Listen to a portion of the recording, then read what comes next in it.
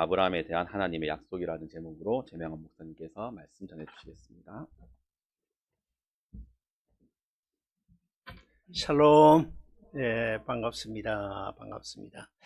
우리 한국 사람들에게는 과거지향적인 그런 사고방식에서 벗어나지 못하는 단점이 있습니다.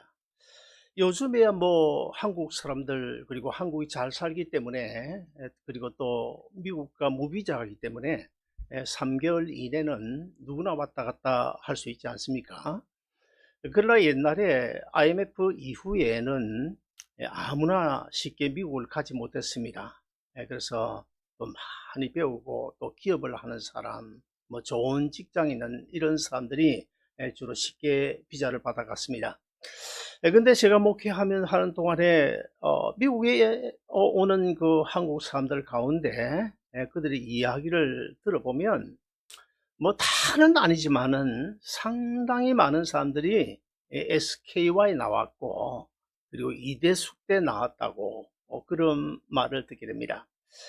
물론 뭐 좋은 대학 나오면 좋죠. 그러나 여러분, 그리고 또 직장도 거의가 뭐 조그마한 구멍가게라도 나는 사장했다고, 집도 뭐 2층 양옥에 살았고, 그리고 하다못해 부장 이상 했다고.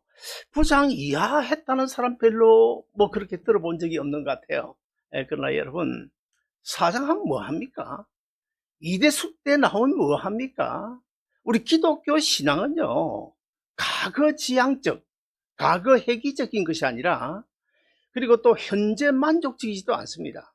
하나님의 약속을 믿고 미래를 향하여 전진하는 미래지향적인 그런 사고가 바로 우리가 가져야 될 기독교 신앙의 자세인 것입니다.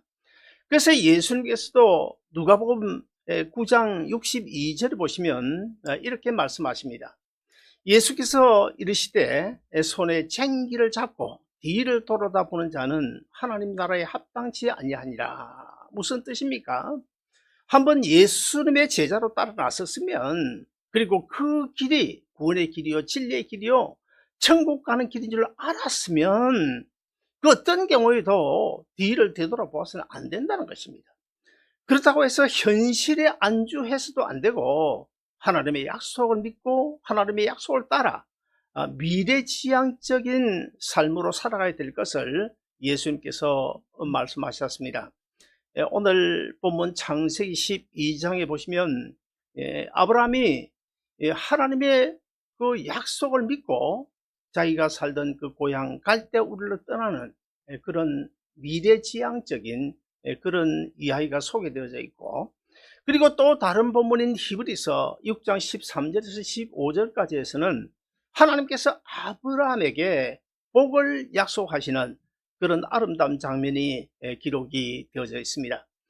오늘 본문 창세기 12장 1절을 보시면 하나님께서 이렇게 말씀하십니다. 여호와 하나님께서 아브라함에게 이르시되 내 고향을 떠나고 내 친척을 떠나고 내 아버지의 집을 떠나라. 그리고 내가 너에게 보여줄 땅으로 가라. 옛날 성경은 내가 너에게 지시할 땅으로 가라 하고 명령을 하십니다.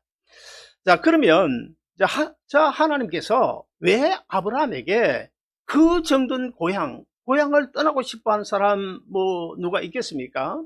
그런 고향을 떠나라고 하는 것일까요? 고향을 떠나면 하나님께서 어떻게 해주신다는 것입니까? 우리 오늘 본문 창세기 12장 2절 3절을 같이 한번 읽어 보시겠습니다. 창세기 12장 2절 3절입니다. 다 같이 읽습니다. 시작. 내가 너로 큰 민족을 이루고 내게 복을 주어 내 이름을 창대케 하리니 너는 복이 될지라. 너를 축복하는 자에게는 내가 복을 내리고 너를 저주하는 자에게는 내가 저주하리니 땅의 모든 족속이 너로 말미암아 복을 얻을 것이니라 하신지라. 자, 무슨 뜻입니까? 한마디로 복 주시기 위해서, 큰 민족을 이루어 주시기 위해서, 그리고 아브라함 그 이름을 창대케 하고, 그리고 또 그 아브라함으로 하여금 세계 모든 만밀 다른 사람들에게 복의 근원이, 복의 축복의 통로가 되어 주시기 위해서 지금 아브라함으로 하여금 내 고향을 떠나라고 말씀하는 것입니다. 자, 이런 본문을 중심으로 제일 먼저 생각할 것은 우리 그리스도인은 언제나 하나님의 음성을 들을 수가 있어야 됩니다. 오늘 본문에 보시면 여호와께서 아브라함에게 이르시되 어느 날 아브라함은 하나님이 말씀하시는 음성을 듣습니다. 여러분 가운데는 뭐 혹시라도 아직도 한 번도 하나님의 음성을 나는 들은 적이 없다, 한 번이라도 내가 하나님의 음성을 들었으면 좋겠는데, 그렇게 생각하실 분이 계실지도 모르겠습니다.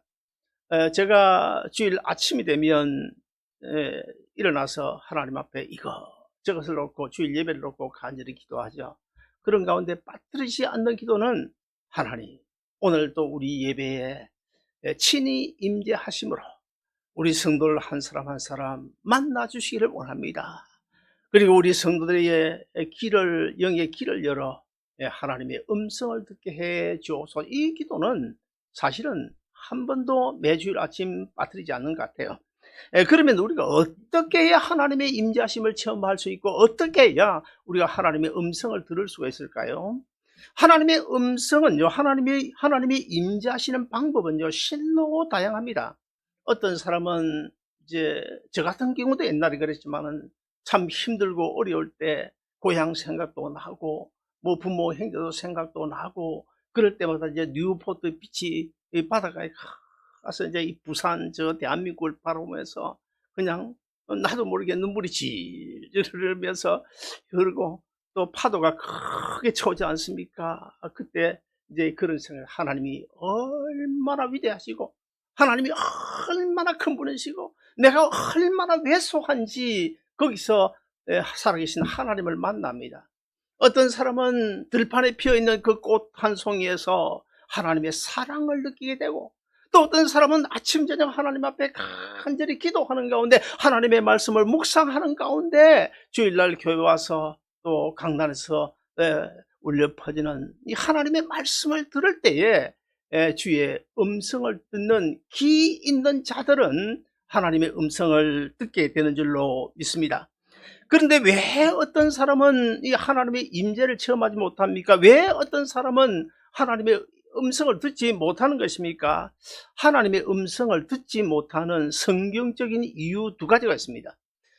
그 두 가지 이유 가운데 첫째는 하나님께 속하지 않았기 때문에 하나님의 음성을 듣지 못하고 하나님을 체험하지 못하는 거예요. 우리 요한복음 8장 47절을 같이 한번 보실까요? 같이 읽습니다. 다 같이 읽습니다. 시작. 하나님께 속한 자는 하나님의 말씀을 듣나니 너희가 듣지 아니하면 하나님께 속하지 아니하였습니다. 맞죠? 하나님께 속하지 않았기 때문에 하나님의 임재를 체험하지 못하고 하나님의 음성을 듣지 못하는 거예요. 그 다음에 또 다른 이유 하나가 있는데, 그것은 하나님의 말씀이 들어올 내 속에 마음에 빈자리가 없기 때문에 그렇습니다. 우리 요한복음 8장 37절도 같이 읽어보실까요? 같이 읽습니다. 시작. 나도 너희가 아브라함의 자손줄 아노라. 그러나 내 말이 너희 안에 있을 곳이 없으므로 너희가 나를 죽이려 하는도다. 그렇죠? 내 말이 너희 안에 있을 빈자리가 없다는 거예요. 너희 마음속에 내 말씀이 내가 들어갈 마음의 빈자리가 없기 때문에 내가 들어가지 못한다. 무슨 이야기입니까?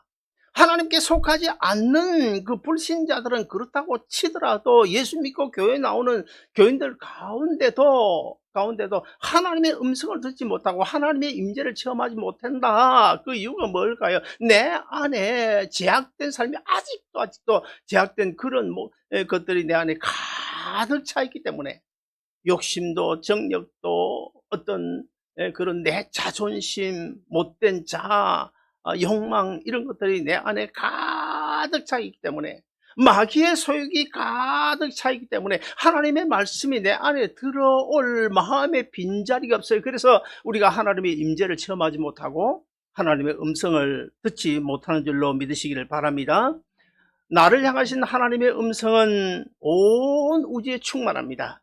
우리 시편 19편 4절을 같이 한번 읽어보실까요? 다 같이 읽습니다. 시작. 날은 날에게 말하고 밤은 밤에게 지식을 전하니 언어가 없고 들리는 소리도 없으나 그 소리가 온 땅에 통하고 그 말씀이 세계 끝까지 이르도라. 자, 무슨 뜻일까요? 무슨 말입니까? 드립힌 그 한 송이 꽃, 그 꽃에는 분명 어떤 글자가 쓰여져 있지 않습니다. 그럼에도 불구하고 너희가 성숙한 그리스도인이라면 그 한 송이 꽃에서 나오는 주님의 음성, 하나님의 메시지를 들을 수 있어야 된다는 거예요.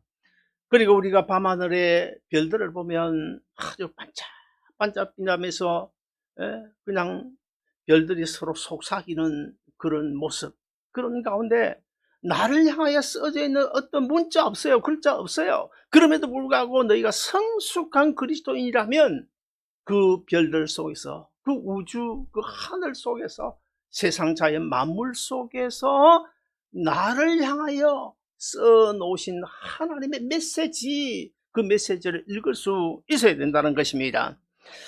그렇습니다. 드레핀 한 송이 꽃의 그 아름다움과 향기는 나에게 들려주신 하나님의 음성일 수가 있고, 밤하늘 별들의 그 속삭임도 어쩌면 나에게 들려주신 하나님의 음성일 수가 있고, 주일마다 수요일마다 강단에서 선포되는 그 하나님의 말씀도 주님의 음성인 줄 알아서 이 자리에 계신 여러분 모두 그 영의 귀가 열려 주님의 음성을 다 알아듣는, 받아들이는 여러분 모두 되시기를 주 이름으로 축원드립니다.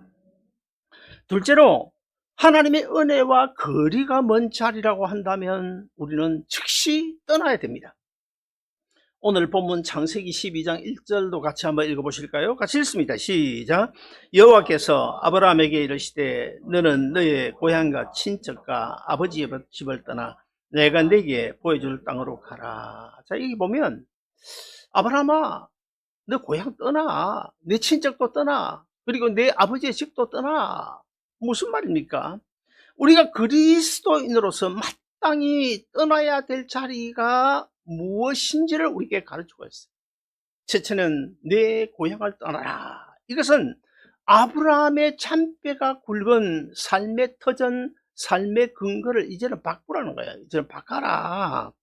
예수 믿고 구원 얻은 성도가 옛날 그 제약된 모습, 예수 믿기 전에 그 모습, 그 자리에 여전히 앉아있는 사람들 있지 않습니까? 전혀 제의식도 없이 여전히 옛날 하던 행실 그대로 우리가 주저앉아 있는 사람들이, 그래서 안 된다는 거예요. 그 삶의 터전, 삶의 근거 이제는 바꾸라는 거예요. 그 다음에 도대체는 내 친척을 떠나라. 내 친척을 떠나라. 이것은 지금까지 아브라함에게 영향을 끼쳤던 주의 영향권에서 벗어나라는 것입니다. 옛말에 이런 말이 있지 않습니까? 의사 집에 의사 나고 판검사 집에 판검사 나타난다. 그리고 또 이런 말도 있잖아요. 맹모삼천지교로 합니까? 맹모삼천지교. 무슨 말입니까? 나에게 좋지 않은 영향권, 그 영향권을 벗어나야 된다는 거야. 내가 검정을 싫어하는데 나는 흰 거를 좋아하는데 흰 모습을 유지하기 위해서는 검정 숯공장 옆에 살면 안 되잖아요. 떠나라는 것입니다. 나의 좋지 않은 영향을 미치는 주위 환경, 그래서 주위 영향권에서 벗어나라는 것이야. 그 다음에 세 번째는 아버지의 집을 떠나라. 이 아브라함에게 있어서 아버지의 존재, 어떤 의미가 있습니까? 그 아버지는 그동안 지금까지 아브라함의 인생의 주인이었어요. 아브라함이 살아가는 그 삶의 주관자였어요. 그런데 이제 아브라함은 새로운 인생의 주인을 만났습니까? 누굽니까? 하나님이십니다. 여호와 하나님을 이제 새로운 인생의 주인으로, 새로운 삶의 주관자로 인정하고, 너는 내 아버지의 집을 떠나서 내 인생의 주관자여 내 인생의 주인 되시는 하나님을 따라 살아라. 그런 뜻으로 지금 내 부모의 집을 내 아버지의 집을 떠나라고 말씀하는 것입니다. 그렇습니다. 사랑하는 여러분, 이제 우리 모두 천국의 길, 구원의 길 걸어가는 동안에 우리의 길을 가로막는 그 사탄 마귀의 영향권에서 우리가 벗어나야 됩니다. 우리에게 좋지 않은 영향을 초래하는 그 삶의 터전도 우리는 바꿔야 되고, 또 내 인생의 주인이 그동안에 전쟁과 저같이 이런 말씀을 드렸죠. 내 안에 예수 믿기 전에는 사탄 마귀의 소욕으로 가득 차 있었다면 우리 예수 그리스도 나의 구주로 영접하는 그 순간 주님 예수 그리스도의 생명이 내 안에 들어와서 이제 생명의 뿌리를 내릴 때에 내리게 되면 그 예수 생명과 악한 그 마귀의 소유, 성경에서 육체의 소유이라 그러는데 두 세력이 싸우지 않습니까? 싸워서 이제 우리가 신앙생활하고 말씀 듣고 기도하고 성도의 교환 교제를 통해서 내 안에 있는 예수 생명이 점점 자라게 되고, 그러면 반대로 어떻게 해요? 이 육체의 소욕, 마귀의 세력은 점점 줄어들겠죠. 예, 그런 이제 과정을 통해서 우리가 완전히 내 안에 예수 그리스도 충만하게 채우는 그런 여러분 모두 되시기를 주 이름으로 축원드립니다. 셋째로, 하나님의 약속을 믿고 오래 참으면서 인내해야 됩니다. 저는 오늘 또 다른 본문인 히브리서 6장 특별히 13절부터 15절 이 말씀을 대할 때마다 이런 생각이 드네요. 아브라함이 참 부럽다. 아브라함이 정말 존경스럽다. 그런 생각이 들어지는데, 오늘 히브리서 6장 13절 우리 같이 읽어보시겠습니다. 같이 읽습니다. 시작. 하나님이 아브라함에게 약속하실 때에 가리켜 맹세할 자가 자기보다 더 큰 이가 없으므로 자기를 가리켜 맹세하여. 자, 무슨 뜻입니까? 하나님께서 아브라함을 축복하시는데, 아브라함을 축복하시면서 아브라함아 나는 이 세상 우주 만물을 창조하신 하나님 아니냐? 하나님 아니냐? 나보다 큰 이가 이 세상에 아무도 없지 않느냐? 그럼에도 불구하고 만약에 나보다 더 큰 이가 있으면, 나보다 더 높으신 이가 있으면 그의 이름으로 너에게 복을 주고 싶구나. 놀라운 이야기죠. 그러나 나 하나님보다 더 큰 이가 없어. 나 하나님보다 더 높으신 이가 없어. 어쩔 수 없이 내가 내 이름으로 너를 축복한다. 참, 여러분, 이게 말이 됩니까? 이해가 됩니까? 이 세상 온 우주 만물 가운데 하나님보다 크신 이가 어디 있어요? 하나님보다 높으신 이가 어디 있습니까? 그거 우리 하나님 다 알고 계시면서 왜? 나보다 더 큰 이가 있으면 그의 이름으로 너에게 복을 주고 싶구나. 도대체 아브라함이 하나님 앞에서 어떤 존재였길래, 얼마나 하나님이 아브라함을 기억했으면, 아브라함의 믿음이 얼마나 좋았으면, 아브라함이 얼마나 하나님을 사랑했으면 하나님이 나보다 더 큰 이가 있으면 그의 이름으로 너에게 복을 주고 싶구나. 이런 약속을 하실까요? 우리 히브리서 6장 14절도 계속해서 같이 읽습니다. 14절입니다. 시작. 이르시되 내가 반드시 너에게 복주고 복주며 너를 번성케 하고 번성케 하리라. 자, 여기 보면 이 말씀에도 복주고 번성케 하고 번성케 하리라. 성경에 보면 간혹 여러 곳은 아닙니다. 간혹 보면 같은 단어를 두 번 반복하는 경우가 있어요.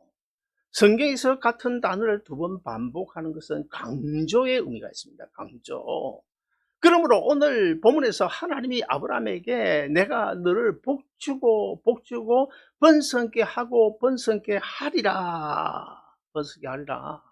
민수기 23장 19절을 보시면 하나님이 어떤 분이신지 이렇게 표현을 하고 있는데, 하나님은 인생이 아니시니 시건치 않으시고 인자가 아니시니 후회가 없으시도다.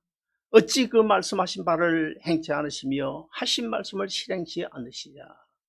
정말 신실한 분이 하나님이시고 전능하신 분이 하나님이시고 온 우주를 창조하신 분도 하나님이시고 이 온 우주에서 가장 높으신 분, 가장 크신 분도 하나님이신데, 그런 하나님이 그냥 아브라함에게 내가 너에게 복 주겠다 한마디 하면 끝나는 거 아닙니까? 그런데 왜 복주고 번성케 하고 하리라 두 번씩 같은 단어를 반복해 가면서까지 아브라함을 축복하는 것일까? 놀랍죠. 도대체 아브라함이 어떤 존재였길래, 부럽지 않습니까, 여러분? 존경스럽지 않습니까? 거기서 끝나지 않습니다. 14절 초대에 보시면 가라사대 내가 반드시 너에게 복주고, 여기 반드시라는 이 수식어 어떨 때 우리가 사용합니까? 내가 어떤 친구에게 돈을 빌렸어요. 한 100불을 좀 꿔줘. 그리고는 뭐라 합니까? 내가 이달 말에 반드시 갚을게. 반드시 갚을게. 돈이 없으면 못 갚는 거죠, 뭐. 돈이 있으면 갚을 거고. 아니면 또 어떤 사람들은 자기 친구, 제가 또 옛날에 그런 일을 당했어요. 가장 친한 친구.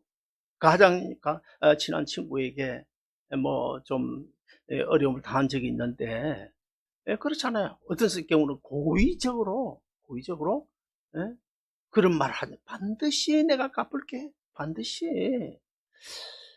근데 이 반드시라는 단어는요, 이 수식어는요, 변덕이 쭉 끓듯 하는 우리 인간끼리 사용할 단어이지, 진실하신 하나님, 전능하신 하나님이 사용하실 단어가 아니에요.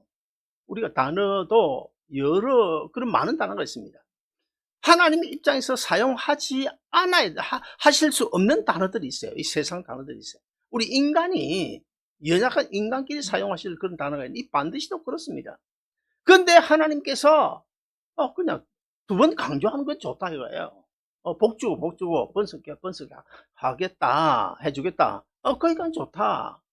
그런데 하나님이, 진실하신 하나님, 전능하신 하나님이 반드시란 수식어 쓸 필요가 뭐가 있어요? 뭐가 있습니까?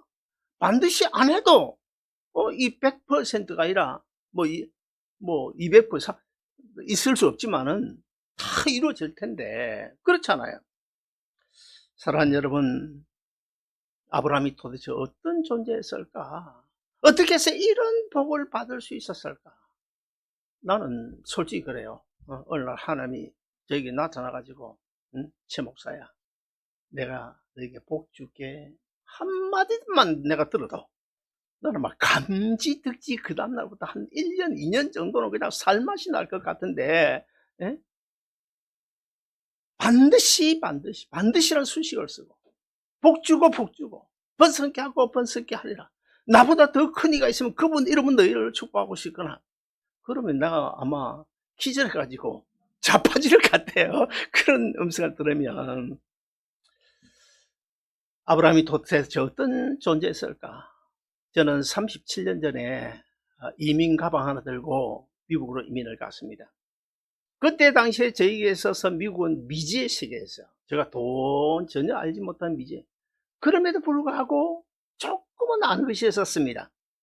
인천공항에서 LA까지 비행기 타고 가면 몇 시간 걸리는지 알고 있었고, 그리고 또 LA 가면 한인들이 그때 당시에는 그렇게 많지는 않지만은 모여 사는 한인타운이라는 것이 있었고, 한인들이 주로 어떤 직종에 종사하는지도 어느 정도는 조금은 알고 갔습니다. 그러나 아브라함은 오늘 두 곳의 본문을 보시면 전혀 아무것도 알지 못해요. 목적지가 어딘지를 몰랐어요. 얼마나 시간이 걸려 가야 되는지 그것도 몰랐어요. 가서 뭘 먹고 살아야 되는지 그것도 몰랐어요.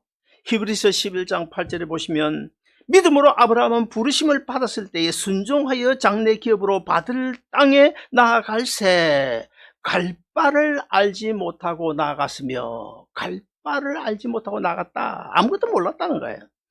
그리고 오늘 본문 창세기 12장 1절에도 보면 가야 할 곳이 어딘지를 말씀하시지 아니하고 뭐라고 한 말씀합니까? 내가 너에게 보여줄 땅, 지금 보여주는 것이 아니고 앞으로 보여주겠다는 거예요. 일단 출발만 해라.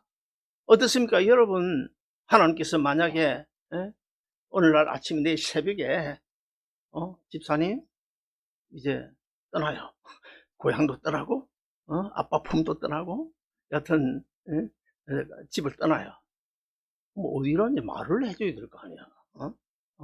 어디 가서 무엇을 해먹고 살지도 말해줘야 되는데 그 말도 안 하고 무조건 떠나. 그런데 여기서 그래요, 알겠습니다. 짐 싸가지고 챙겨가지고 바로 떠날 채비할 사람, 손 한번 들어보세요. 그러니까 여러분들 믿음이 아브라함을 우리가 함부로 아브라함 부르면 안 돼. 도저히 이게 발 뒤꿈치에 따라갈 수 없는 큰 존재. 그래서 아브라함은 믿음의 조상이다. 옛날 그 당시만 믿음 조상입니까? 아닙니다. 우리 주님 오실 때까지 믿음의 조상이에요. 우리 다 아브라함의 후손이잖아요. 영적인 아브라함의 후손이에요. 그래서 아브라함 믿음의 조상 될 만하니까 된 거지. 하나님이 뭐 안 그러면 내보고 제 아무개 내 믿음의 조상 되라 그러지. 그럴 수도 있지만은 아니잖아요. 사랑하는 여러분, 근데 아브라함은 어떤 믿음을 가지고 있었을까요? 살아계신 하나님 내가 지금 순종해서 일단 아내와 조카로서 데리고 출발하면 살아계신 하나님이 내 인생 내가 걸어가야 될 길 책임져 주실 거야. 임마누엘 하나님이 내가 어떤 환경에 처하더라도 나와 함께 해주실 거야. 에벤네셀 하나님이 내 필요한 모든 것 도와주실 거야. 그리고 여호와 이레 하나님이 내가 필요한 것 이미 다 준비해 놓았겠지라는 믿음, 얼마나 참 대단합니까? 오늘 본문 히브리서 6장 15절에 보시면 아브라함이 그런 복을 받게 된 이유를 설명을 하고 있는데요. 그가 이같이 오래 참아 약속을 받았느니라. 오래 참았다. 우리는 단순히 오랫동안 기다렸다. 하나님의 약속을 기다렸다. 그렇게 생각하지만은 결코 그렇지 않습니다. 여기는 세 가지 뜻이에요. 첫째는 하나님의 약속을 믿었다는 것이고, 그 다음에 둘째는 하나님의 약속에 대해 순종했다는 뜻이고, 그 다음에 세 번째는 끝까지 기다렸다는 거예요. 끝까지 기다렸다. 사랑하는 여러분 모두 아브라함의 믿음을 소유하시기를 주의 이름으로 축복합니다. 그 어떤 경우에도 아브라함처럼 하나님의 약속을 믿고 끝까지 참아야 돼. 한 달 참다가 안 되면 이거 안 이루어주시는가 보다 이렇게 하지 말고 끝까지 이루어질 때까지 기도할 때 뭐 우리가 예스로 응답되든지 웨이스로 응답되든지 노로 응답되든지 상관없이 끝까지 참고 기다려요. 그래서 아브라함의 큰 복을 주신 하나님께서 사랑하는 나무개 집사야, 사랑하는 나무개 근사야, 사랑하는 나무개 장로야, 나보다 더 큰 이가 있으면 그의 이름으로 너에게 복을 주고 싶구나.